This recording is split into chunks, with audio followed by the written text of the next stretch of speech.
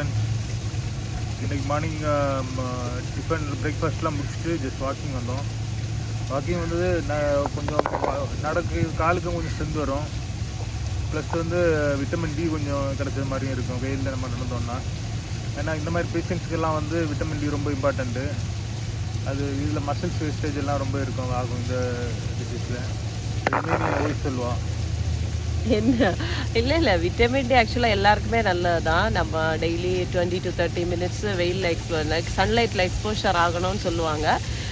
ஆனால் பாடி எக்ஸ்போஷர் ஆகணும். சில நேரம் நம்ம சுச்சுவேஷன் அதுக்கு அலோவ் பண்ணாது. பட் முடிஞ்ச வரைக்கும் நம்ம விட்டமின் டி கிடைக்கிறதுக்கு நேச்சுரல் சோர்ஸ் தான் யூஸ் பண்ணோம். அது மாதிரி இப்போது எல்லாருக்குமே ஆல் ஓவர் நம்ம பார்த்தோன்னா எல்லாருக்குமே விட்டமின் டி கம்மி தான். பிகாஸ் நம்ம எல்லோரும் busy with day to day life. அதாவது ஆஃபீஸ் போவோம், அங்கே உள்ளே உட்காந்துருப்போம், வெளியில் எக்ஸ்போஷர் ஆகிறதில்ல அந்த மாதிரி. ஆனால் இந்த மாதிரி பேஷண்ட்ஸ் இருக்கவங்கள வெளியில் எக்ஸ்போஷர் பண்ணணும். நேச்சுரல் எப்போவுமே இம்பார்ட்டண்ட்டு. அது சன்லைட்டாக இருக்கட்டும், ஏராக இருக்கட்டும், ஈவன் ரெயினாக இருக்கட்டும், எதுனாலும் கொஞ்சம் எக்ஸ்போஷர் பண்ணால் அவங்க நேச்சுரல் ஹீல் ஆவாங்க.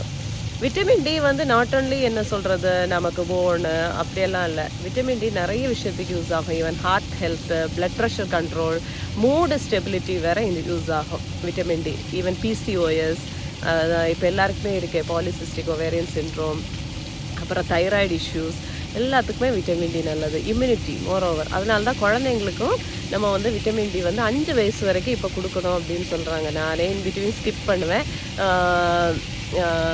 இந்த கொடுக்க மறந்துடுவேன், இல்லைனா பிஸியாக இருக்கு. அதனால கண்டினியூஸாக 5 வயசு வரை கொடுக்கணும் அப்படின்னா குழந்தைங்களோட இம்யூனிட்டிக்கும், bone development and calcium absorption. ஆனால் இன்னொரு இம்பார்ட்டன்ட் திங், இது ஒரு ஃபேஷனபிள் ஆகிடுச்சு விட்டமின் டி எடுக்கணும் அப்படின்ட்டு. விட்டமின் டி நம்ம ஒரு டாக்டர் ப்ரிஸ்கிரிப்ஷனோ இல்லை பிளட் வேல்யூ செக் பண்ணாமலும் எடுக்கக்கூடாது. ஹை விட்டமின் டோசேஜ் ஆல்சோ நமக்கு ஒரு டாக்ஸிசிட்டி தான் உடம்புக்கு. என்ன ஆகும்னா அது கன்ஃபியூஷன் ஆகும். மைல்டாக ப்ராப்ளம், நாசியா, வாமிட்டிங், இந்த லாஸ் ஆஃப் அப்பிடைட், இந்த மாதிரி அதாவது பசியின்மை அந்த மாதிரி எல்லாம் வரும். மற்ற மாதிரி கன்ஃபியூஷன் வரலாம். நிறைய கால்சியம் அப்சர்வ் ஆகுறதுனால கால்சியம் டெபாசிஷன் ஆகலாம் நம்ம பிளட் வெசல்ஸ்லேயே இருக்கட்டும் சரி, கிட்னிஸ்லேயே இருக்கட்டும் சரி. அதனால கிட்னி ஸ்டோன்ஸ் வரலாம்.